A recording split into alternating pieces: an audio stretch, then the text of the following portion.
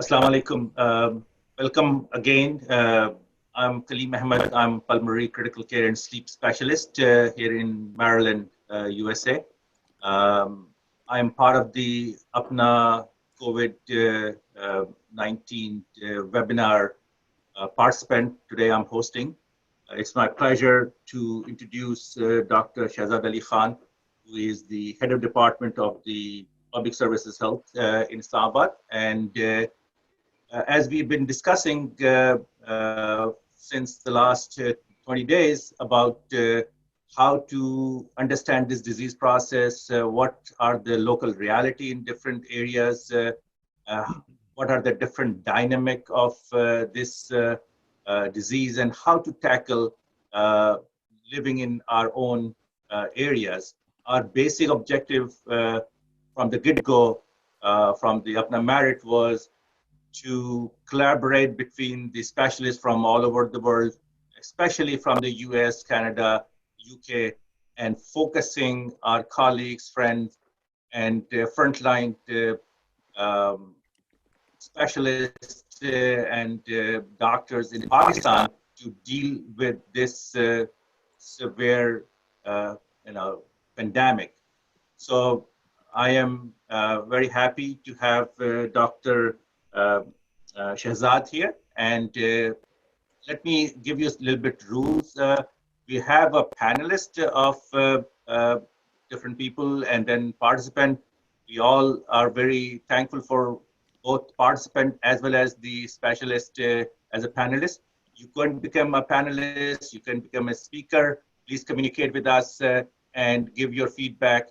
And every day we talk one specific thing. I will appreciate if anybody has any question, please now raise those questions into question answer session, and also fill up the chat box and introduce yourself, who you are. And then after the end of the brief presentation of Dr. Shahzad, we'll open up the discussion. So without further ado, Dr. Shahzad, please introduce yourself and tell us about what from your perspective, how you are dealing with this condition. Thank Thank you. you, Kaleem. Assalamu alaikum, everybody. I'm a medical graduate of 1991 batch of King Edward Medical College, Lahore. I did my house job in pediatrics in Mayo Hospital, Lahore, and then I joined Punjab. So I worked for around, say, 1993 to 2008. And in Hassan Abdal area. Then I moved to Islamabad. I have worked with around 8 to 9 years with Dr. Sania Nishtar in her organization at Heartfile. After MBBS, I have done my MBA with majors in finance and MSc Public Health, and then later on PhD in Management Sciences. Currently, since 2008, for the last 12 years, I am working in the Health Services Academy. It's a sort of public health institute, the leading public health institute in Pakistan. I'm currently head of the Department of Public Health, and we are having a lot of courses on public health, like MSc Public Health and different health economics and management, medical entomology, disease vector control. We have PhD in public health, and we have fellowship FCPS community medicine part 2 training over there. Can you hear me, Shahid? Yes, we can hear you. Okay, thank you. Coming back to this topic of epidemiology or the public health perspective of COVID, Pakistan was safe, fortunately, I'll say very, very fortunately, till quite late. So it started in end of December in Wuhan, everybody knows it. And in January, 7th January, it was like a complete province of Wuhan, Hubei and other provinces in China. They were affected. They did an emergency, national emergency. They informed WHO. But I think by 10th of January, they had identified that this is a new mutated version of the old SARS virus. They called it a SARS-2 virus initially, and later on, I think, and by the end of January, they labeled it as COVID-19. Pakistan, why I said lucky, because we are very close to China.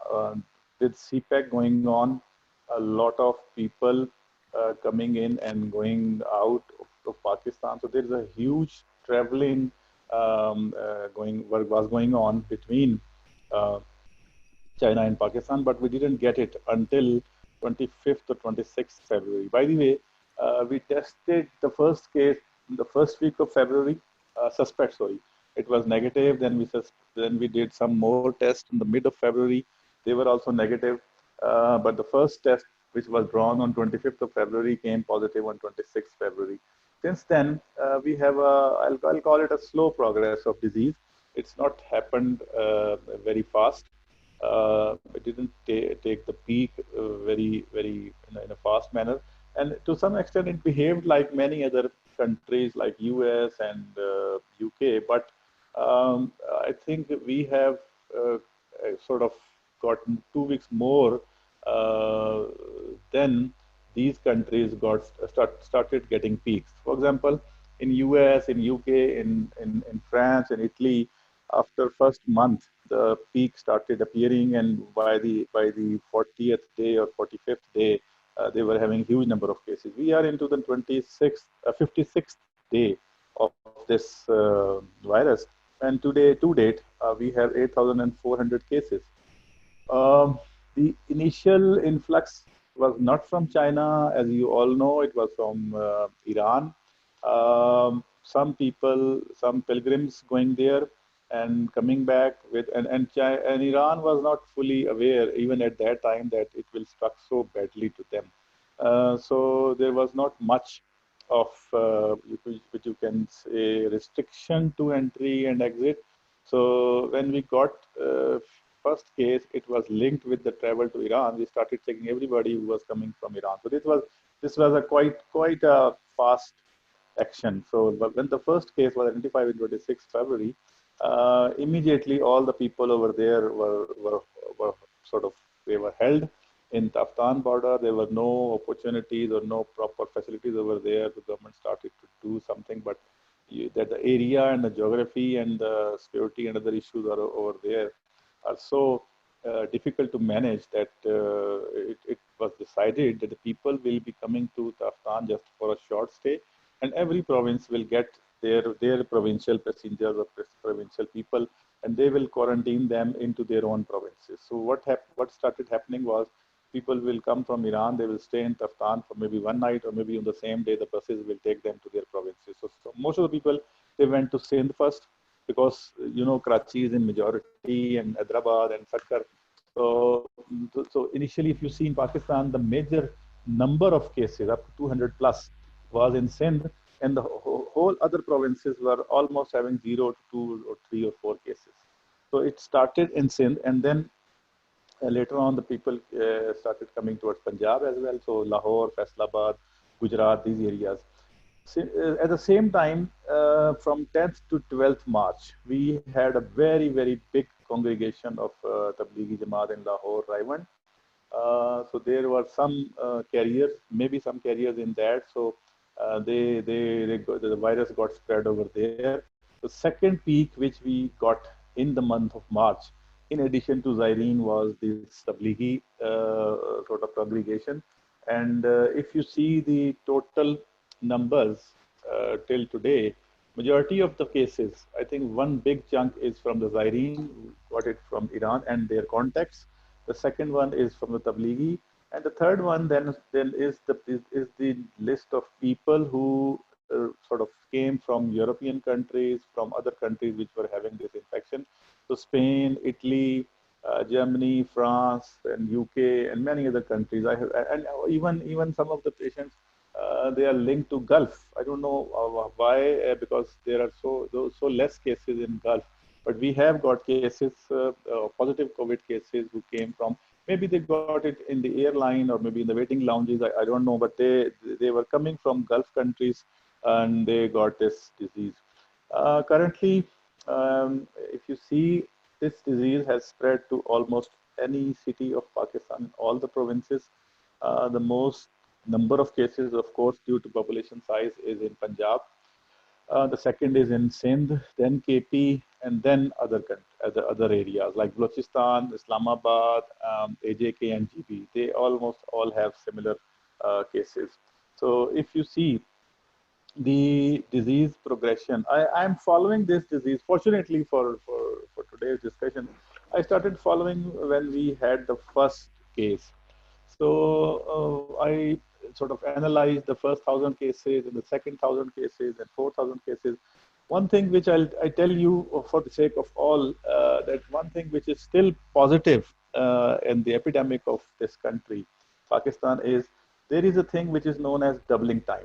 So when the doubling time is increasing, like two cases become four and four cases become eight and eight becomes 16.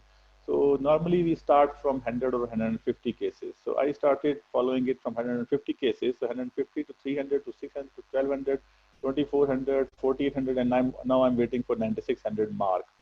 But as of today, the doubling time of this epidemic, so the number which doubles is increasing, which is a very positive thing for any epidemic. We, as an epidemiologist, we are also sort of, this is something which is encouraging for an epidemiologist, because there are two ways of transmission, two pathways you can say. One is person to person, and then a halt, so it doesn't become exponential. The epidemiology which I have seen around the world, in US and in UK, initial numerical sort of transmission, expansion, then became exponential. The moment it became exponential, within 1 week, not more than that, within 1 week, the whole system was crowded, and it was like sort of huge calamity across the country. Even the states like New York, New Jersey, and you better know in US and in England, if you see the Birmingham and all those areas, Germany, you see France, and first of all, I think Italy. So when it starts becoming exponential, so it doesn't go 4 to 8, 8 to 16. It goes 4 to 16 and 16 to 256. So if that starts happening, there is no system in the world who can manage the number of cases.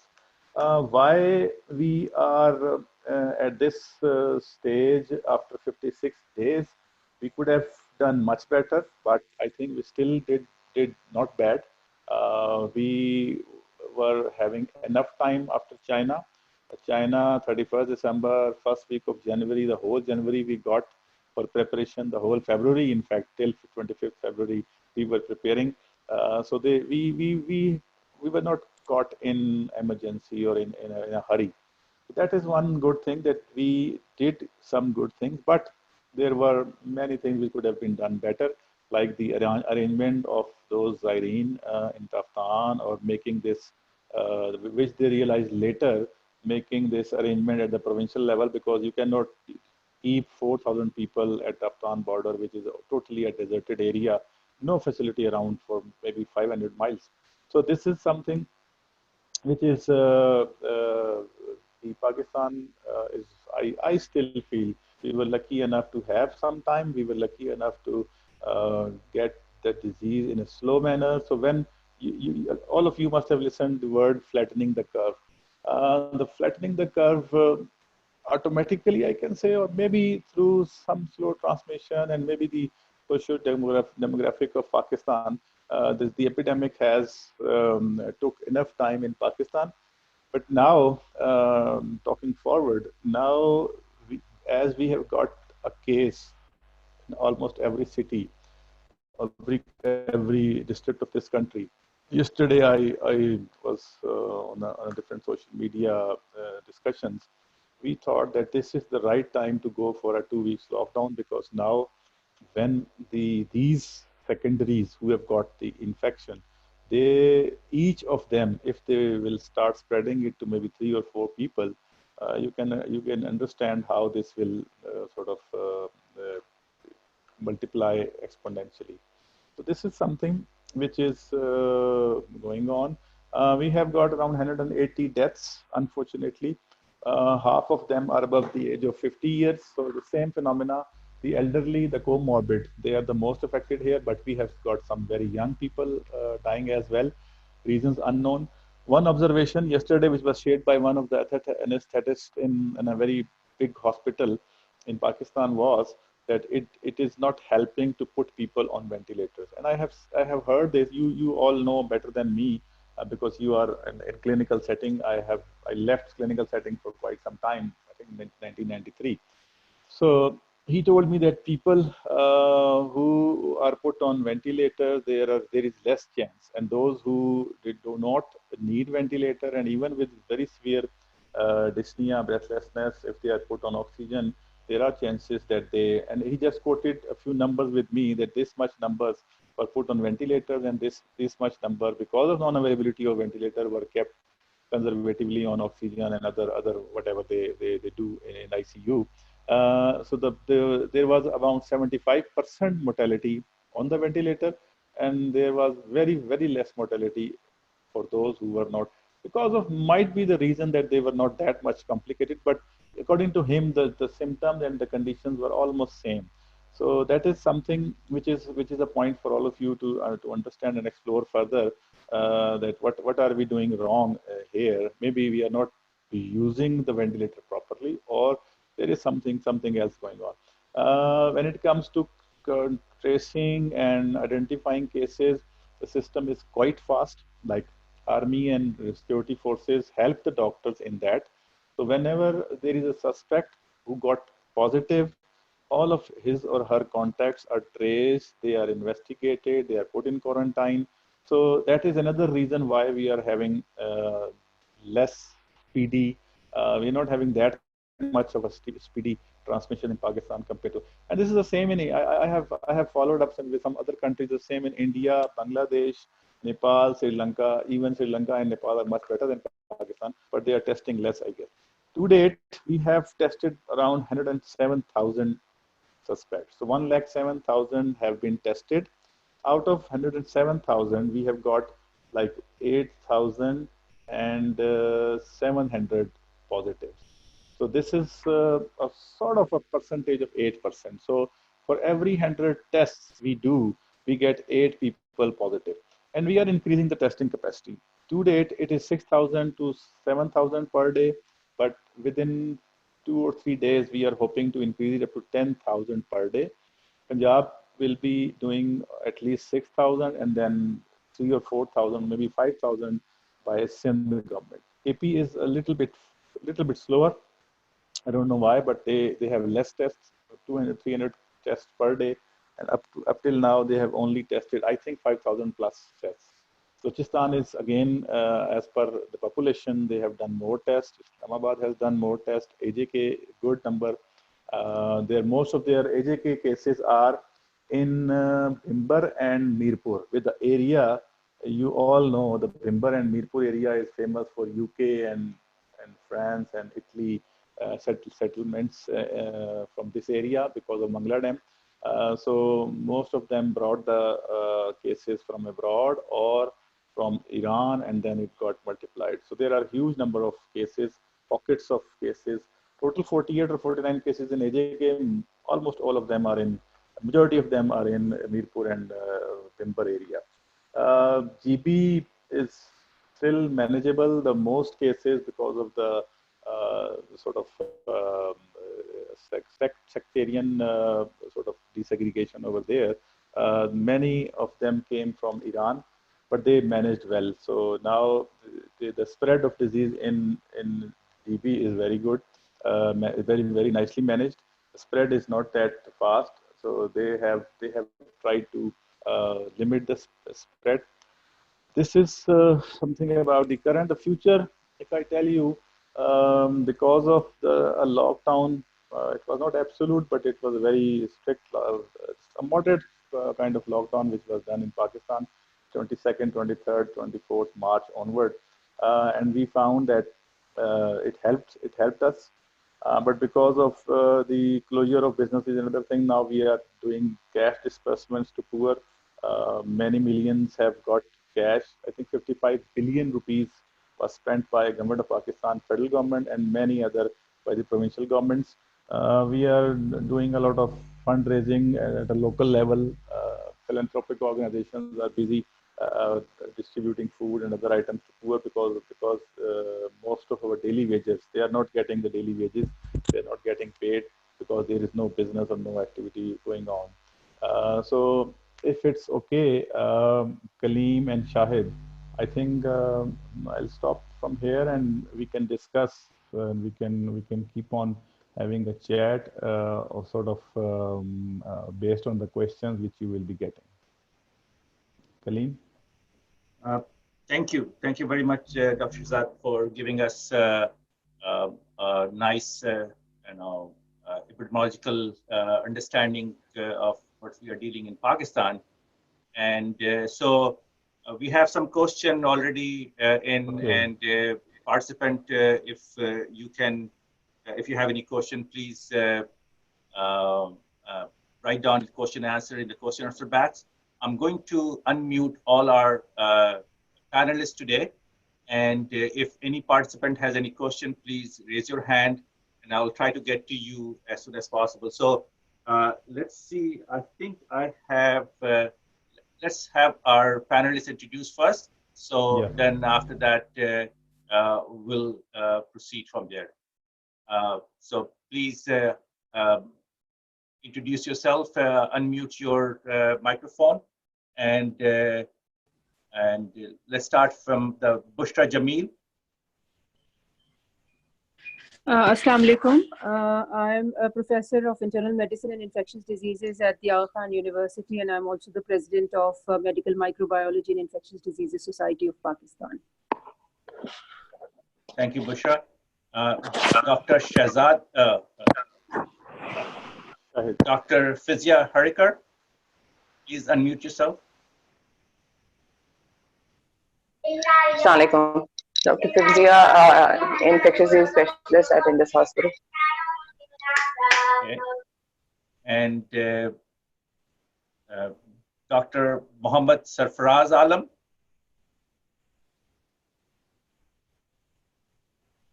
Dr. Sarfaraz, please unmute yourself.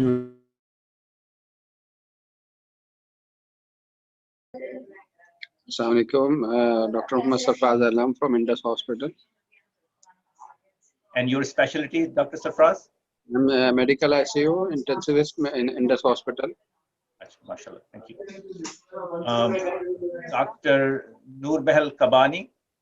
This is Noor Mahal Kabani from Houston. I'm a pulmonary critical care intensivist. Professor Shamsa Himayu. Assalamualaikum. Assalam. I'm Dr. Shamsa Humayun. I'm professor and head of gynae department at Fatima Medical University, Sir Gangaram Hospital. I'm also vice president, Society of Obstetricians and Gynecologists in Pakistan. Okay. And Dr. Mariam Morton.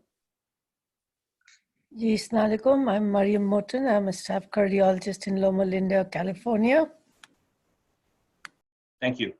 So, Dr. Shahzad, I got a question from, let me see if we have Dr. Liaqat Ali in the attendee. He has a question. So basically what he is asking is, do we have any, and any panelist can answer this thing, that do we do any PCR testing of this virus on the blood? And the second question he is asking, I'm sure regarding quantification of the viruses when we do testing, and he's asking also, is there any difference between the viral load which we in Pakistan are seeing compared to what is being seen in other part of the world, especially in Wuhan?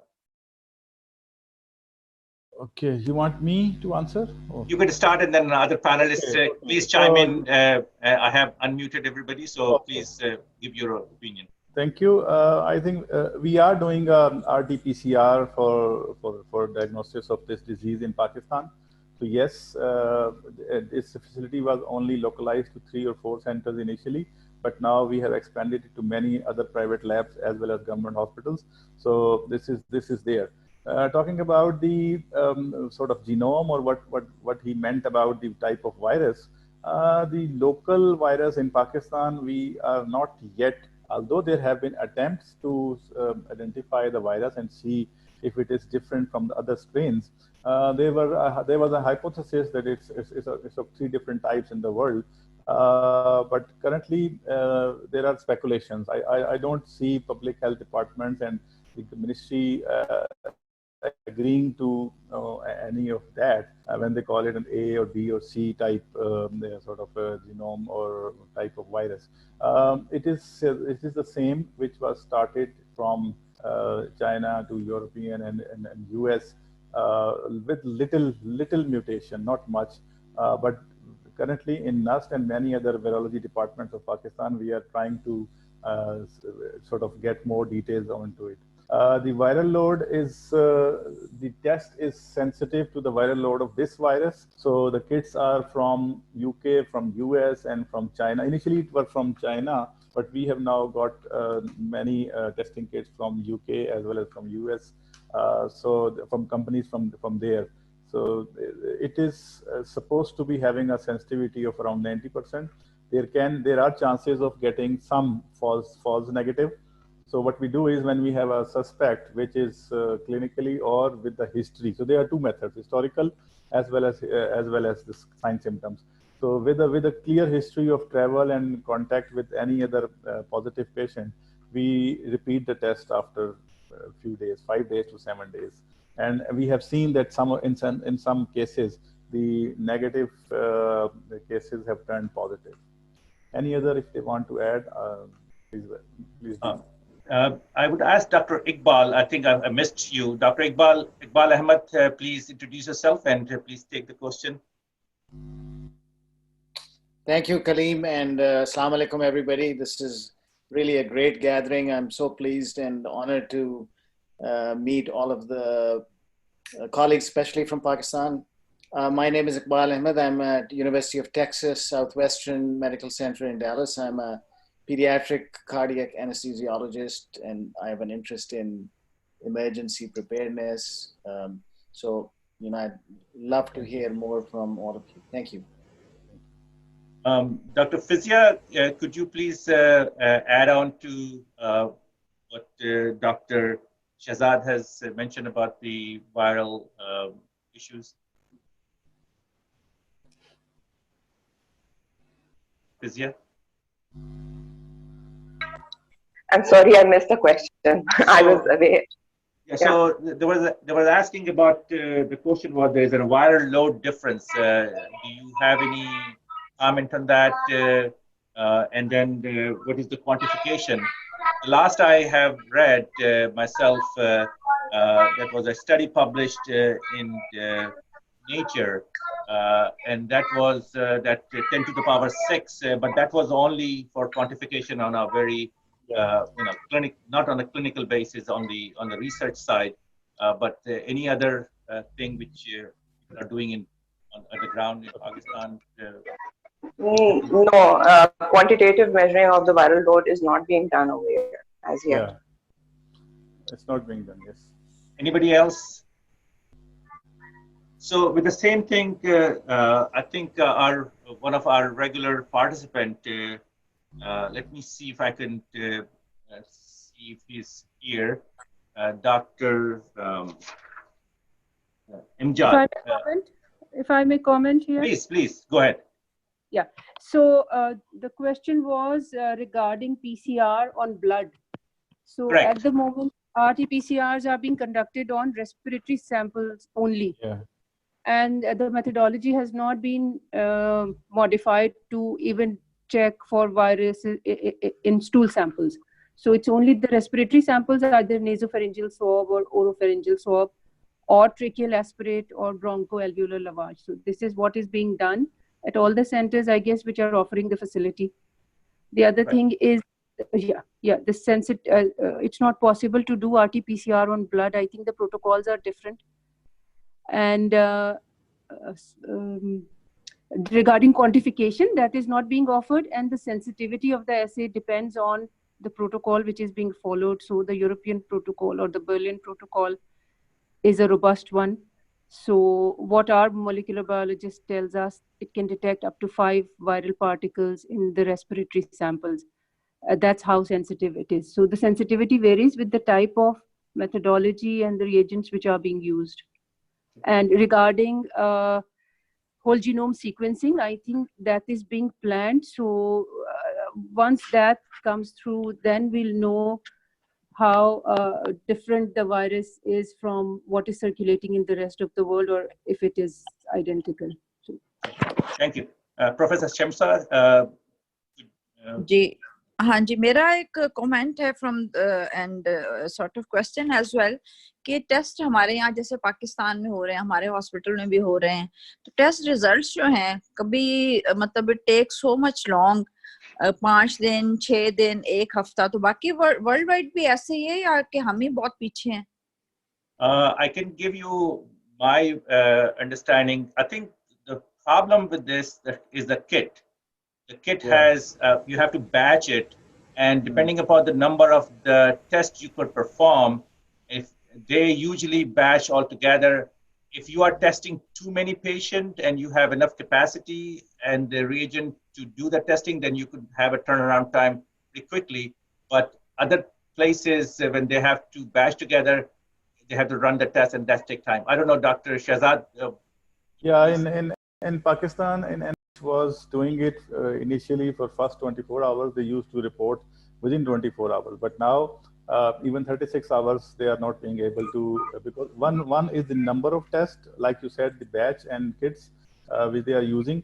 The Choktai lab in Lahore was a sort of, I don't know whether it was an SOP or what.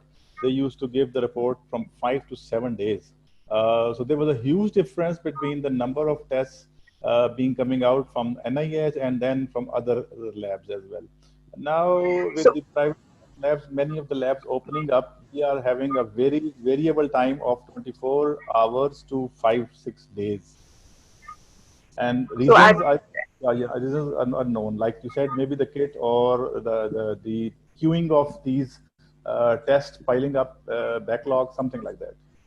Sorry, in this hospital, in this hospital, actually the running time and the processing time is 4 hours for the whole sample to be extracted and done. So it depends on the number of samples. Initially, when we were doing it for the Zyrine at Sakhar, so our time of reporting was around 8 hours because we were doing a lot of samples. But now, because it's taking a lot of strain on our laboratory workers as well, so we've put in 4 batches. So that means we get our reports in around 8-10 hours. So the issue was with the government. Like I told you, it was never earlier than 24 hours. Mostly it was more than 24 hours, and for many days in case of Lahore.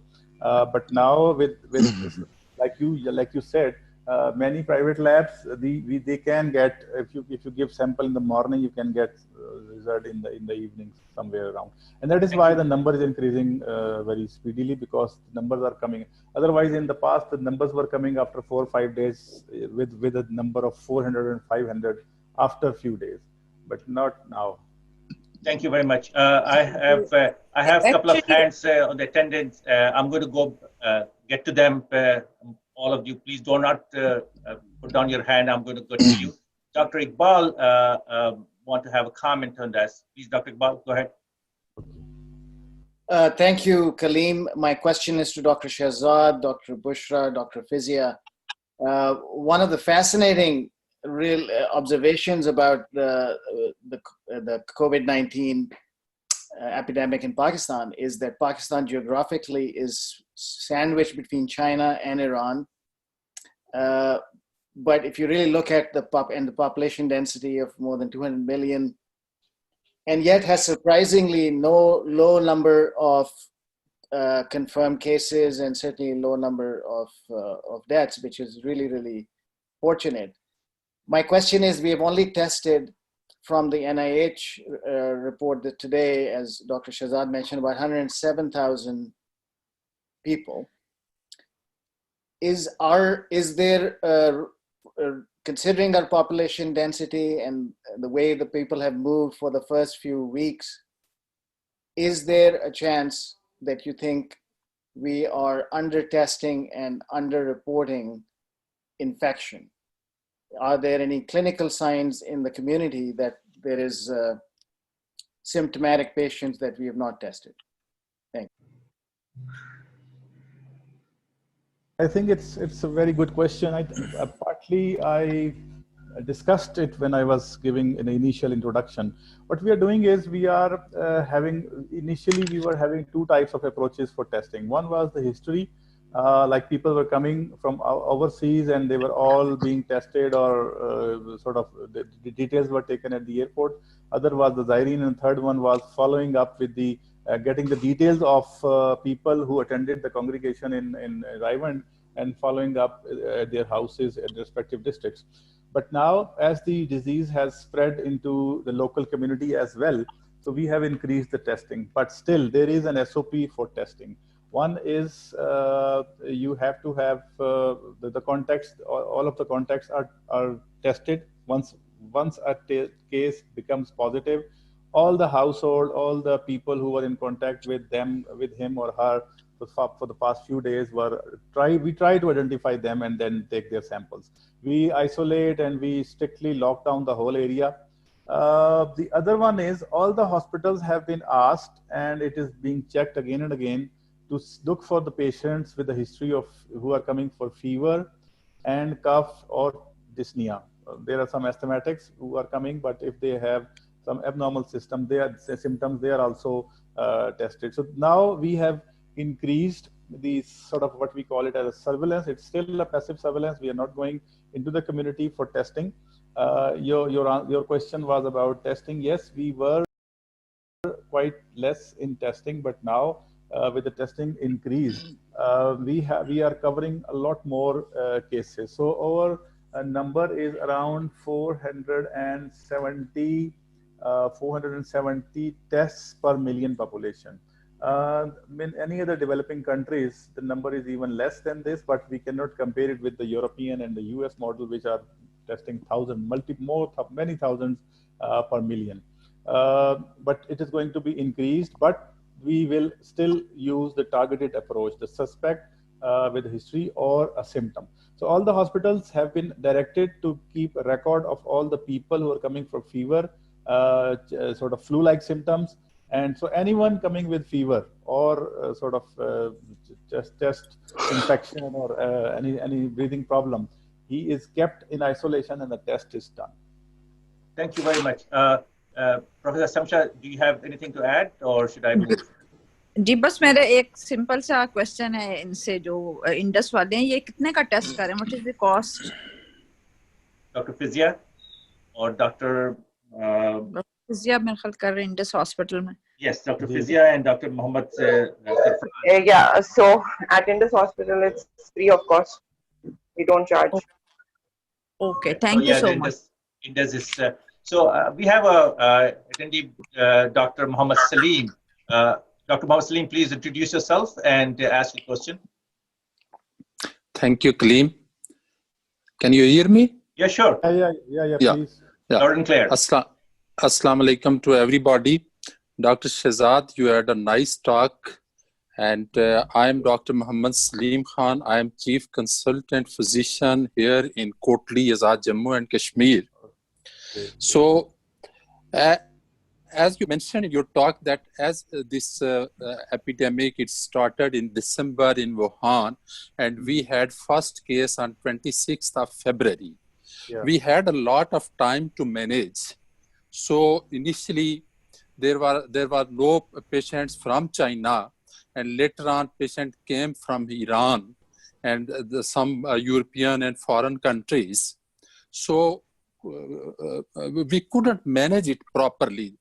You mentioned that, yes, due to geographical situation in Tuftan border and area like that, but we could manage it. And similarly, this Tablighi Ijtima, we could postpone it. So what do you think? What are your comments? I think I mentioned a little bit of it initially, that we had the time of whole of January and whole of February till the end of February. And we knew it will be coming because of the CPAC. The Chinese were coming here and Pakistanis were going to China. But the good thing was China banned the flights and closed the borders and almost put a very strict lockdown in China. So what happened was there was two kind of things. This is now again unconfirmed, but we have own method of getting the history from the people. So the one was pilgrims going to over there for ziyarat and other zairin, and the other was people of different countries going to, because Iran was open, going to that area and then coming to Pakistan. So there were two types of people who got entered in Pakistan with disease from Iran as well as from other countries, like even from China maybe. So your question is about preparation. Yes, the preparation was not, and I have criticized this many times, that the preparation of this epidemic, one reason, I think the biggest reason is we have a federal government only in Islamabad, unfortunately. You should understand, and I think you are in Islam, you are in Kotli and Azad Kashmir, so you understand the local dynamics. After 18th Amendment, everything is with the provinces. So we developed a committee, National Command and Control Center, NDMA was on board, and a lot of other efforts were done till 15 January. But we were not able to coordinate and integrate with the provinces. The issue with Afghan was the same. It was initially done by the government of Balochistan. They never had such resources to establish such a nice quarantine or isolation center. The federal government chipped in, but it was too late because of the influx of the people. So, and I think the most important area over here, all of us are doctors. So let's be very clear about one thing. And I am also a critic of the medical fraternity as well. When we had time, like January and whole February, where were the health administrators and the hospital managers during that period? They are supposed doing the preparedness, hospital preparedness. We teach hospital preparedness to every health administrator. I don't know whether they kept it at the government end or civil administration. So the personal protective equipment, the surge capacity increase, making isolation, why it was done so late? One of the reason is that there was a clear disconnect between the hospital administration and the provincial health department and the civil administration, the non-medical, who are actually in power in the districts as well as in the provinces. So the issue of that chaos which happened for some time, now it's easing up, was because of lack of coordination between provinces and federal, lack of coordination between the province itself and its health department, and to do the most importantly, I guess, the district departments with their own offices and with the district administration. These are for me, these are the main issues, and I don't know why we do not learn from all the disasters which come. Disaster, we have the same problem of coordination and integration. I cannot say that it was the duty of the civil administration or the planning department. I think it was the prime duty of the hospital manager. If you are in Kotli, the district headquarters Kotli, the other hospitals in Kotli, they should have acquired PPE in January, not in January, they should have acquired in February. Why they are crying and going to courts now when there were at least 3 months from December, they had that time. So the very late response of my own brothers in administration, in public health, and as leaders of the public health and leaders of the hospitals, the consultants, the clinicians, the ICU in charges, why they didn't claimed. We came to know very late that none of the hospital is prepared for with PPE and with isolation and with ICUs. And I think you are in medicine in Kotli, you better know that how late came the supplies. So all of us are to blame, and this is a lesson learned. But I don't think we are very casual. Next time, Allah na kare. Next time भी मुझे तो लगता है कि ये इसी तरह calamity. Let's see how we could learn from this thing, because this forum could only provide certain kind of guidelines, and hopefully we learn from our current experiences and try to prepare and help our countrymen better. But I have yes, Dr. Shahzad, very nice. But I want to tell you that regarding Kotli, our over hospital, we were very much prepared. I tell you, conducted workshops and awareness sessions, and we trained our doctors, and we got this from somewhere. That's good. You are right. But my second question is, as an epidemiologist, what do you think? How long it will take more to control it in Pakistan? Because you see that lockdown is being eased. And as far as Azad Jammu and Kashmir is concerned, this is our 5th week of lockdown, and we fortunately have got very good literacy rate, and people are abiding by very good. And the cases which we have got in Mirpur and Bimbar, most of them, they came from the European countries and from UK, etc. And there is also reason that you see that when those people came, there was just thermal scanning on the airports. Take their samples, or we could quarantine them. At long it will take further to control it. Currently, you see anybody who's coming in is having a 7-day mandatory, and in case of any symptoms, at least 14 days to 15 days in different centers. We have our own isolation and quarantine centers established by the government, and we are also giving options to people to go to different hotels which have been contracted for staying in for the period of 7 days. How long? I think we are still going up. So once we touch the peak, and no one can predict. I think no one in the world, I say it again and again, this virus has surprised even the best minds of public health and medicine in the world. So currently what I can tell you is that the transmission or the progression is slow. It is not at very fast pace. So the slower it is, the longer it will take. So if it had been like a herd immunity concept of Boris Johnson or anybody else, it would have been here for 2 weeks, infecting everybody, maybe majority 70%. Few would have died, and the remaining would have become immune for some period. But we actually did very good lockdown in AJK and some other areas, as well as in some major districts of this country. It will be clear by 30th of April.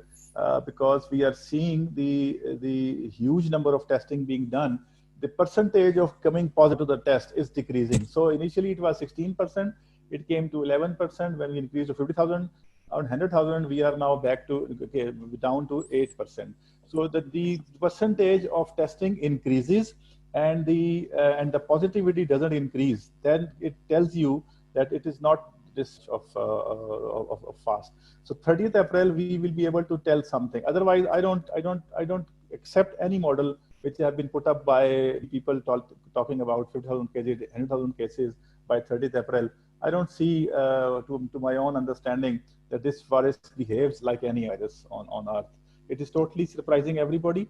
But to just tell you that this is slow, and if it is slow, if it stays slow, although the delay would be there, it will go much later, but it will also be manageable.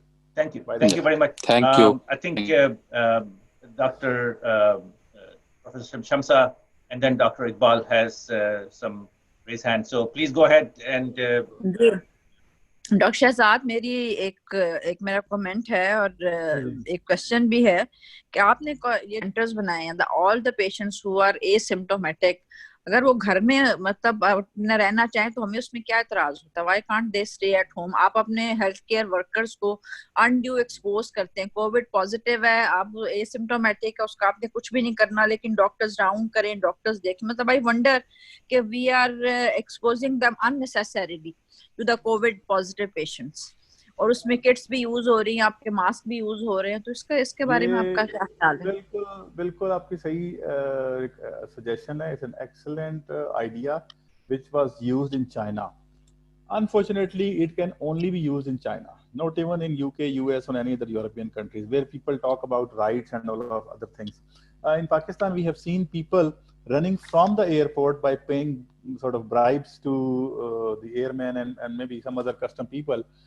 Similarly, they have been running from the isolation centers, they have been running from quarantine. So, एक बड़ा मसला हमारे साथ ये है कि हम तंग आ जाते हैं बड़ी जल्दी.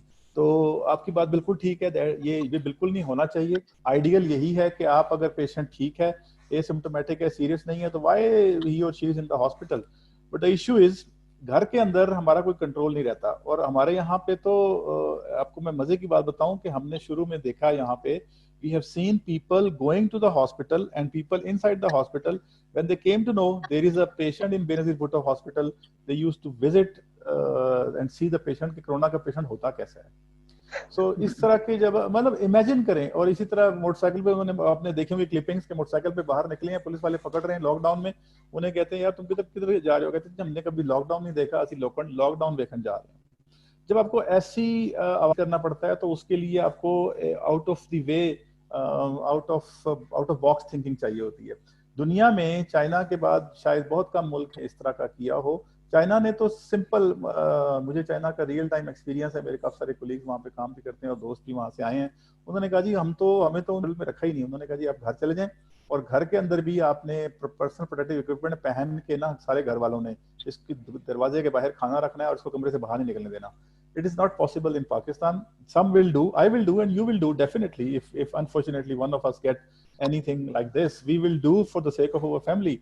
But others, I still believe 99%, I say 99% will definitely do something foolish, and it will be spread. That is the only reason why we are keeping in hospital with guards, with all this thing.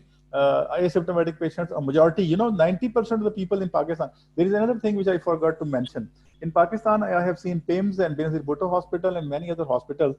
Most of the patients, almost 90% of patients, are having absolutely no symptoms or minor symptoms. No symptoms तो नहीं कह सकता. Fever उनको हुआ, ठीक हो गया, dyspnea हुआ थोड़ा सा, and that's it. जो अच्छा दो extremes हैं, एक वो जो कम symptom वाले हैं, और दूसरे वो extreme है जो 3 से 4 दिन के अंदर respiratory failure में जाते हैं. आप उनको लगाएं ventilator, within 2 days, unfortunately, they die. So ये है आपका कंसर्न सही है, लेकिन हमें डायनामिक्स देखते हुए ये करना पड़ा. डॉक्टर आजाद, हमारे हॉस्पिटल में जितने भी पेशेंट्स अभी तक हमारा जो गंगाराम है वो प्रेगनेंसी के लिए, प्रेग्नेंट पेशेंट्स के लिए डेडिकेट हुआ है. अभी एक भी पेशेंट सिम्टम के साथ नहीं, मतलब माइल्ड सिम्टम्स, एसिम्प्टोमेटिक. एग्जैक्टली हमारे पास दो एक्सट्रीम्स हैं. बहुत बड़े बड़े अस्पतालों में मैंने जाके देखा है, और मैंने लोगों की दो एक्सट्रीम्स हैं. एक वो जो बहुत सीवियर, और उसके साथ कोई रिस्क फैक्टर अभी पता नहीं, हम बाद में एपिडेमियोलॉजी का स्टडी करेंगे तो पता चलेगा. करंटली हमें नहीं पता कि क्या रिस्क फैक्टर्स हैं जो एकदम एक यंग बंदे को इतना सीरियस कर देते हैं, और एक 80 साल के बंदे को भी सिम्टम नहीं होते उतने. We don't know. इशू ये है. Thank you very much. So doctor Iqbal, please. Thank you, Dr. Shahzad. Again, thank you very much for explaining all that. I just want to kind of mention, it was very interesting that Pakistan National Action Plan that came out in early February, and I think it's been updated in March, at least on paper, is a very organized and very thoughtful document from the Federal Ministry of Health. And you may be right about the fact that there is a lot of disconnect between provincial and local implementation, but at least there was a plan at the federal level. I just want to, share with you that, we in the United States have been very frustrated with the response of our federal government. So we're talking about America, which has the largest number of cases, and the poor planning, and we're talking about the most well-resourced country in the world. So I think, just to put it into context. Thank you very much, Dr. Iqbal. I have plenty of questions, and a couple of attendees wanted to talk. So let me unmute Dr. Nighat Ahmed. Please introduce yourself and ask your question. Dr. Nighat. Thank you so much. Assalamu alaikum ji. I am professor of rheumatology, and I'm chair of faculty of rheumatology PSP, and also at Limdeen Medical College. And I also work at National Hospital. I'm chair of Arthritis Care Foundation. I think never before have we come together like this, and it's excellent. I really appreciate that. And never before ID and rheumatology has come together so much. Yeah. So I have a quick comment first, and that is that why, we have brilliant ID specialists. So why don't we have people like Fiza and Bushra Jameel, and of course we have Faisal and Sobia and all. Why don't they come on the television and talk about this disease with epidemiologists, rather than I would say, Nathu Khaira, giving their opinion on it? One. Second, how can we not convince our ulama that the Taraweeh and the नमाज़ें जो मैंने कल पूरे सुना है TV पे, how they plan to do it. देखें जी, आपका नमाजी अगर मस्जिद के दरवाजे पे आ गया, there is no way you can turn them away.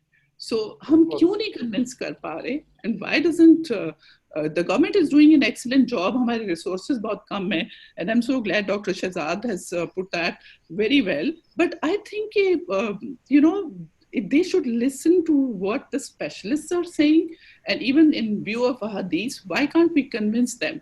Especially ये situation बहुत खराब हो जाएगी, अल्लाह ना करे, but it's a possibility because we have 40,000 people returning from Middle East, Dubai, because they want to stay over there. We'll have lots of people coming from other places also. आप कितने test करेंगे और कितने लोगों को आप quarantine करेंगे? And I fully agree with Dr. Shamsa Humayun in saying that आप asymptomatic patients का कोई बंदोबस्त करें, because you cannot fill up your quarantine centers with asymptomatic patients. These asymptomatic patients, बाकी दुनिया में तो लोग टेस्ट भी नहीं कर रहे, वो उनको कह रहे हैं घर बैठे, मत आए टेस्ट करने, हमारी टेस्टिंग कैपेसिटी खत्म हो रही है. If you have symptoms, just quarantine yourself at home. So I understand कि हमारे लोग अगर I don't underestimate my अवाम, इतने भी वो जाहिल नहीं है. सिर्फ उनको एक हमारी एजुकेशन चाहिए, हर मोहल्ले में एजुकेशन चाहिए. लोग फारिग के घर पे बैठे हुए उनको लगाएं कि वो उनको एजुकेट करें, महल्लेदारों की जिम्मेदारी लगाएं. How long are you to test so much? हम तो अभी पीक पे भी नहीं आए. तो आई थिंक एक टेस्ट करके जिसकी 60% सेंसिटिविटी है, if I am not wrong, कि आप कैसे भेज सकते हैं लोगों को घर?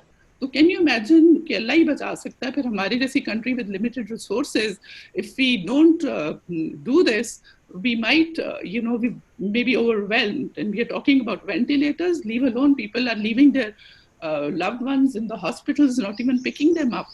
So आप इस नौबत पे क्यों हम जा रहे हैं when we are all here to advise and listen to advice? Thank you. So I think Dr. Negat, you have a brilliant $1 million, what we call in here, question. I wish we have that kind of intellect to really ponder on this kind of question, but definitely you have raised a very important question. I would like you to stay with us, Dr. Negat. I have some questions put on our Facebook page about, I'm going to lump some those. Dr. Javed Gilani is asking that treating different malignancies like hematological malignancies and also some other malignancies in a patient who are COVID negative, and also people who are going to require radiation therapy, chemotherapy, what should be the guideline should be? I'll ask all my panelists to please chime in. You all are unmute, so give your advice. Just Kaleem आवाज drop हो गई थी, briefly जल्दी से जरा मुझे repeat कर दें. बेसिक जो क्वेश्चन है, बेसिक क्वेश्चन ये कि पेशेंट जो है वो people with a different type of malignancies, hematological malignancies and other solid organ malignancy, multiple myelomas, अगर वो कोविड नेगेटिव है तो क्या किया जाए, और अगर पॉजिटिव हो के ट्रीट हो गए तो फिर उनकी ट्रीटमेंट को डिले किया जाए कि या उसको कंटिन्यू किया जाए. What kind of guide our experts are thinking about? I think public health में तो बड़ा simple है. हम treatment तो, you know, there is no treatment for this COVID. So if the person is comorbid, like you said, malignancy है या any other comorbidity, सबसे ज़्यादा common पाकिस्तान में तो heart disease, hypertension, diabetes भी हैं, malignants भी cases होंगे, और उनके साथ जो आप देते हैं ना उनको drugs, वो immunosuppressant होती हैं, so they can affect badly, but we don't know as for now कि क्या हम उनकी ड्रग छोड़ दें और उनके कैंसर की ट्रीटमेंट को स्टॉप कर दें for the sake of Covid. I don't think इसका कोई येस और नो वाला आंसर इतना स्ट्रेट फॉरवर्ड हो सकता है. It depends on the physician who is treating them. If he knows that there is no treatment for COVID and only symptomatic management of fever and dyspnea and other symptoms are to be undertaken, whatever he seems together and see how we can face it. निगत बड़ी आपको मजे की बात बताऊं, ने guideline Pakistan में आके दी थी इनिशियली, बहुत जल्दी वो आ गए थे जनवरी के एंड में और फरवरी शुरू में. The first guideline which they strictly sort of asked to follow was don't get any COVID. उन्होंने नहीं उस तरह से की, अभी थोड़े से हॉस्पिटल डेजिग्नेट किए हैं, लेकिन still every still watching and keeping this COVID. देखिए जी, मेरा we have patients in private hospitals. अब मैं आपको एक और चीज बता दूं कि मेरे patients इनको फीवर है और वो स्टीरॉइड्स ले रहे हैं, उनको कॉफ हो रही है, उनको जब कहते हैं कि आप टेस्ट करें, वो कहते हैं जी हमने नहीं कराना. Stigma to it. I think ये जो ये भी please इसको भी look into करें. I am so happy. Thank you. I think we are running over the time, but I have plenty of questions, and I would like to ask as many questions as possible, and then ask our panelists to give their opinion. Professor Shamsa has some question. जी doctor Shahzad, आप इसका एक aspect देख रहे हैं कि hospital में आ रहे हैं, आप देखें हॉस्पिटल में बाकी सारी सर्विसेज कॉम्प्रोमाइज हो रही हैं, जो पेशेंट्स को चाहिए दे आर ऑल कॉम्प्रोमाइज. और हमारे हेल्थ केयर वर्कर्स, मेरी जो डॉक्टर्स हैं वो पीपी पहन के बैठी होती हैं, ठीक है, 8-8 घंटे 10-10 घंटे, आगे आप गर्मी है, और आप जो जिसने पहनी है ही कैन और शी कैन टेल यू को कितना मुश्किल है. और लोग डॉक्टर्स इस रफ्तार से पॉजिटिव हो रहे हैं, आप जितनी मर्जी चीजें कर दें, आपके hospitals are not design like that कि एक जगह डॉनिंग हो, डफिंग हो. तो lot of girls and other doctors in other hospitals they are contracting COVID unnecessarily. मरीज आराम से अंदर घूम फिर रहे हैं, उनको कुछ भी नहीं है, वो कहते हैं हम यहाँ पड़े हुए, लेकिन आपने अपनी डॉक्टर को कहना है जी तुम जाके उसको देखो. So they are exposed, one thing. Secondly मैं निगल से एग्री करूंगी कि अब जो इतने लोग आपके बाहर से वापस आने, उन्होंने वेले आके क्या करना है, उन्होंने मस्जिदों में जाना है.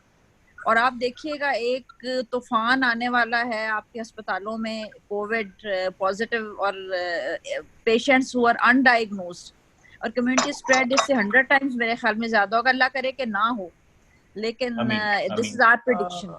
So, Dr. Suhail, Dr. Suhail, please, he has a question. I would ask him to please introduce himself and ask the question, please.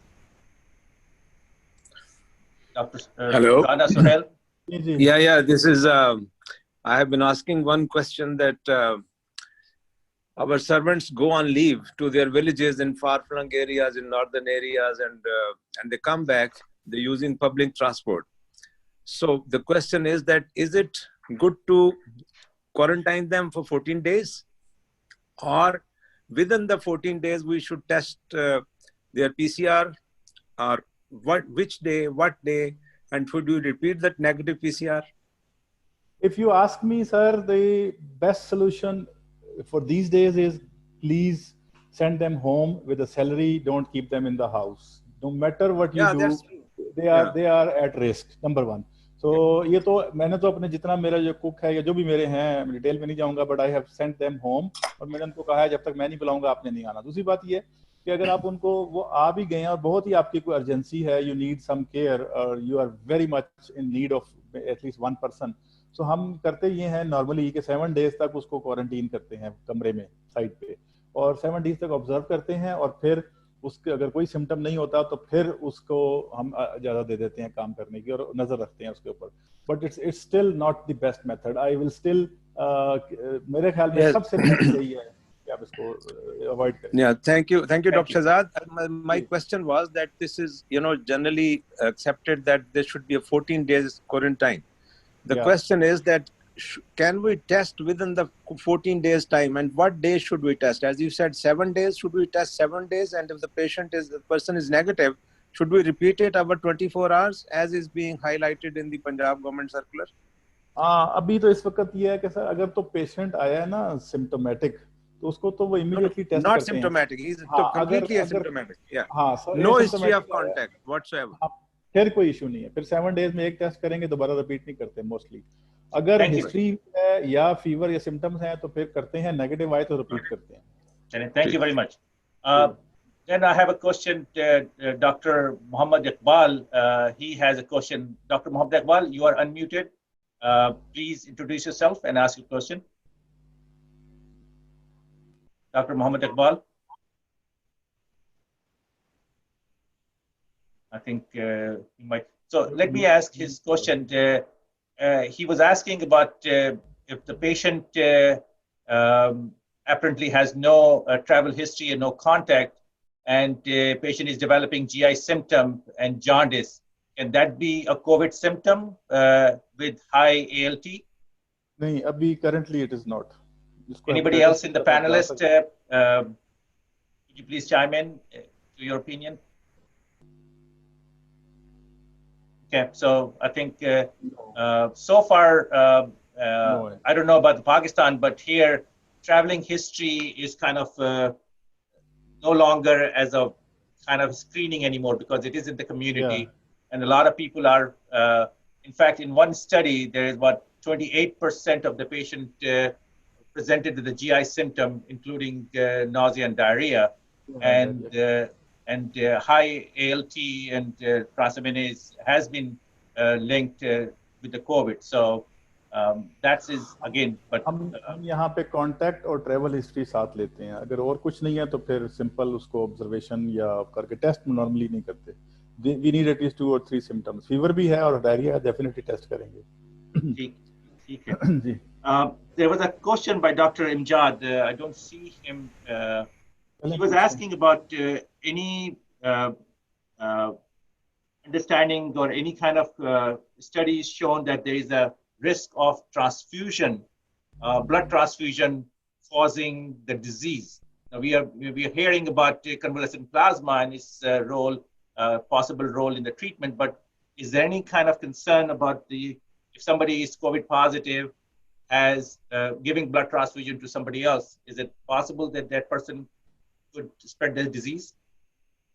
अभी तक हमारे पास ऐसा कोई इंसिडेंस नहीं आया है और हमारे पास कोई उस तरह से ग्लोबल एविडेंस भी नहीं है, but there are some of the studies which were done and to date अभी तक तो उन्होंने कहा है कि ये नहीं हुआ ट्रांसमिट उस तरह से.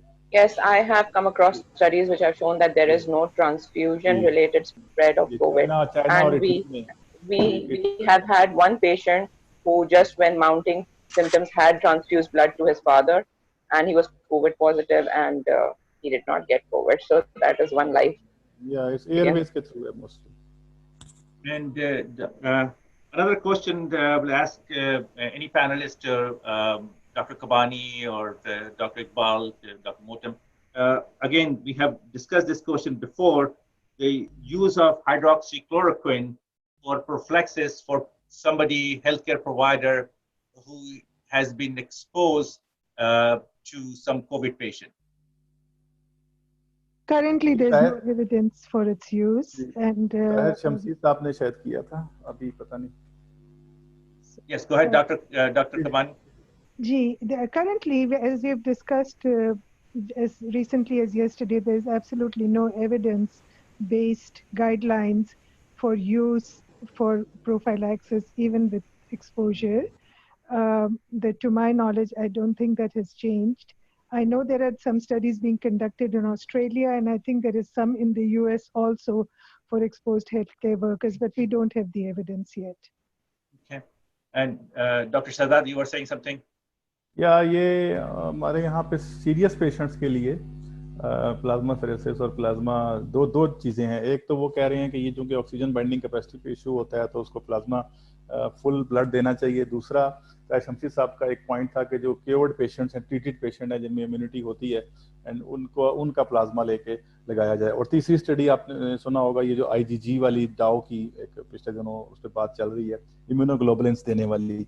तीनों का अभी तक मुझे एटलीस्ट आउटकम नहीं पता कि अगर किसी को उन्होंने दिया है तो आउटकम क्या होगा. ये सब अभी रिसर्च बेस्ड है. So IgG, IVIG के मतलब अगर there is a question for some Dr. Jawad Gilani has asked the role of IVIG. So currently we don't know. Hypothetically yes, बड़ा सिंपल सी साइंस है इम्यूनोलॉजी की, और आप देखें तो ये ब्लड के जो एक्सपर्ट्स हैं, लेकिन पाकिस्तान में अभी तक इसका आउटकम हमें नहीं बताया गया. तो scientifically hypothetically yes, it is possible, but actually मतलब in vitro और vivo में फर्क होता है ना, तो वो अभी I haven't seen any of the positive outcomes. So I may give a comment. IVIG are of two types. One is specific and one is like a general one. So for the specific one, as Dr. Shahzad said, that Dow is doing some studies. However, at SIUT they've had experience of giving IVIG followed by tocilizumab, and they think that their outcomes have definitely been better in preventing the COVID? cytokine storm. Yeah, in COVID cytokine storm. Yeah. Challenge So in कर COVID patients, to prevent the further escalation of the cytokine storm, the combination of IVIG followed by tocilizumab has shown good outcomes. Okay. Dr. Gabani, as far as please chip in into this. As far as my understanding is from the Society for Cerebral Sepsis and SCCM, they were recommending not to give IVIG. Dr. Gabani, do you have any comment on that? That is what I had read. There was a theoretical benefit from it, but we have not seen any studies again with that. SCCM is saying no, do not give the IVIG as a guideline. Actually, SIUT is a transplant hospital, kidney transplant majorly, and so they have already been using IVIG and tocilizumab in their transplantations. So therefore, they tried it there. Yeah. Okay. So I think we have a very robust kind of discussion on several topics, especially dealing with the disease process in Pakistan. I wish we could keep continuing this, but we are already about 17 minutes over time. So last final round, please, all my panelists, please give any comment, any guideline, anything else at the end of this session. Yes, I have a comment and a suggestion, a very humble suggestion for anybody that has the power to do this, that there's been a lot of discussion about hospitalizing patients that are asymptomatic. There's been a lot of discussion about filling up the hospitals. And I think I'm completely in agreement with Nigat and Dr. Shamsa who expressed those concerns. A solution that can be looked at the government level, and I know that Pakistan has very good IT experts. We need to look at telehealth as an alternative, both for home as well as for quarantine facilities where you do not expose doctors unnecessarily and healthcare workers, and do it through telehealth, even if you're going to quarantine them. Excellent suggestion. I have three comments, Dr. Kaleem, if possible. Sure, please. Very briefly. Number one, about home isolation, we need to understand the infrastructure, and I would not go in depth of it. I absolutely agree of not hospitalizing asymptomatic patients, especially in centers which are running a treatment center for COVID, because then they sort of block our beds.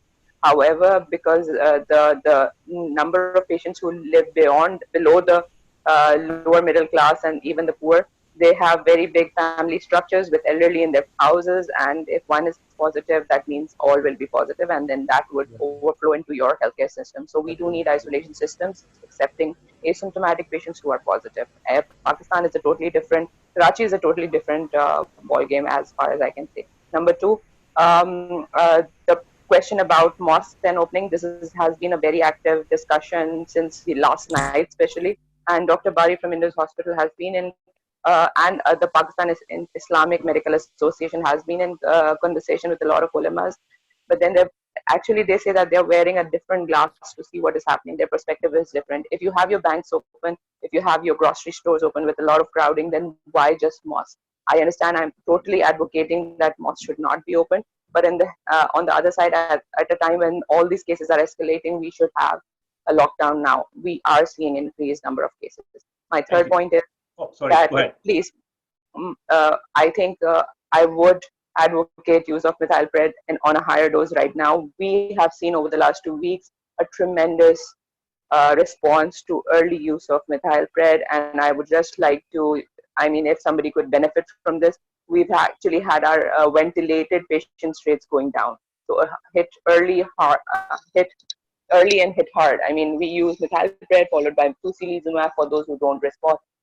And I think our ventilated rates have really, really gone down. Thank you very much. Dr. Mohammed Sarfraz.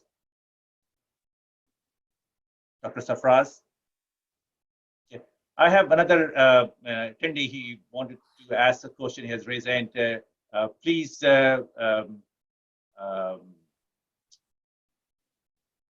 Dr. Akmal Bhatti, please introduce yourself and ask a brief question, please.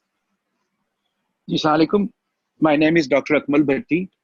I'm working as medical director in Sharif Medical College, Lahore. Previously, I was Director General Health of WABDA also. My question is that we have quite a lot of number of private medical colleges in and around Lahore, and they are not being tapped. They are not being taken into the loop. You see, if we have quite a lot of patients coming over here, this is an untapped resource. And what we have to do is we have to train our nurses and train our doctors in how to cope with these things. So government is only concentrating on the government hospitals. And as you know, 70% of the healthcare facilities in Pakistan are in the private sector. So I think my request would be that the government should immediately concentrate on these centers and take them on board and train and teach and involve them in what is happening. Okay. Well, thank you very much for your comment. I think I will take Dr. Shahzad, take this Kaleem, thing and then communicate. it has, inki jo wish hai wo puri ho gayi hai. It has been started. We have got a list of both public sector and private hospitals who are dealing with COVID patients. और उसमें कोई तमीज नहीं है सरकार की या private की. और आज से प्रोविंसेस को भी लेटर चले गए हैं. हमने लोकल जो वहाँ के एक्सपर्ट्स हैं इंटरनल मेडिसिन के आईसीयू के, उनसे भी बात कर ली है. WHO is supporting this and we are starting trainings on sort of site training, not this webinar. मैंने भी सुबह आपसे कलीम से बात हो रही थी ना, तो next week ये materialize भी हो जाएगा इंशाल्लाह. Inshallah. Thank you. Dr. Motam. Assalamualaikum. Thank you so much, Dr. Shahzad. I'm really impressed about your knowledge and what you're doing in Pakistan for people in general. I appreciate all that you're doing. Important thing was to see if we can make a little bit of more attempt in making the mass education. That might be better, because it seems like the local people seem to know that it's important to be isolated, but they're not following it. And I was wondering if you have any other options that you can do, or use us or use anybody in order to educate the masses. हमने social media के through भी किया हुआ है जी, और message भी आ रहे हैं. टीवी पे हर वक्त टॉक्स होती हैं. किसी ने सवाल किया था कि उसमें एक्सपर्ट्स नहीं होते. टीवी या मीडिया का तो सिंपल सा फिलॉसफी है कि if a dog bytes a man it is not a news, if a man bytes a dog it is the news. तो वहाँ पे और लोगों का बैठ के कोविड पे बात करना इट इज अ न्यूज, तो वो उसको एंजॉय करते हैं.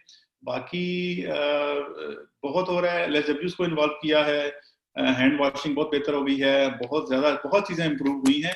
अवेयरनेस तो आज सोशल मीडिया और मीडिया की वजह से बहुत ज्यादा आ गई हुई है. इशू ये है कि वो जो कंप्लायंस है ना, वो हमारी अभी कम है. उसके लिए लॉकडाउन चाहिए. उसके Thank you very much. Dr. Iqbal, any last comment? Dr. Iqbal. Yes, thank you. So, I have learned so much from this session. I really want to thank especially Dr. Shahzad and all the other physicians from Pakistan who educated us on what's going on, and really look forward to continuing this dialogue and hopefully contribute to the care of the people of Pakistan. Thank you very much. Thank you. Dr. Bushra Jamil. Just one point. Thank you very much. This was very, very useful, and thank you, Dr. Shahzad, for updating us. Just one point regarding testing of asymptomatic individuals. I know because of cost constraints and resources, we are not going towards mass screening, but until and unless we screen asymptomatic individuals in our population, we will have no idea of how prevalent the condition is. And regarding people turning up at private hospitals and small clinics, there are individuals who are being recognized at cardiac centers, for instance. They go there, are treated as pulmonary edema, turn out to have COVID. So we have to be cognizant of the fact that the infection is more widespread than it is actually being recognized at the moment. ये हो गया जी. इसको हमने सब doctors को advice कर दिया कि जिसको भी शक हो वो फौरन उसका एडवाइस करें और DHO को बताएं. Thank you. ये Professor, इस पे होगा. Professor Shamsa, any last comment? हाँ जी, सबसे पहले तो doctor Shahzad for this comprehensive talk, और मेरे ख्याल बहुत अच्छी डिस्कशन हुई है। अगर आप कोई पॉलिसी बना सके सिम्प्टोमेटिक पेशेंट्स को जो घर में रह सकते हैं, at least allow them to stay at their home if they have the facility, कोई आप कर दें, गाइडलाइंस दे दें उनको कि आपने क्या करना है, तो मेरा ख्याल है थोड़ा सा बर्डन कम हो जाएगा। Thank you so much. बिल्कुल, we are with you on that. So thank you very much, all of you, for such another wonderful discussion. And this learning experience will continue this journey through Apna COVID Task Force and this webinar. And thank you very much for your time and your expertise. Assalamu alaikum. Okay, thank you. Thank you very much.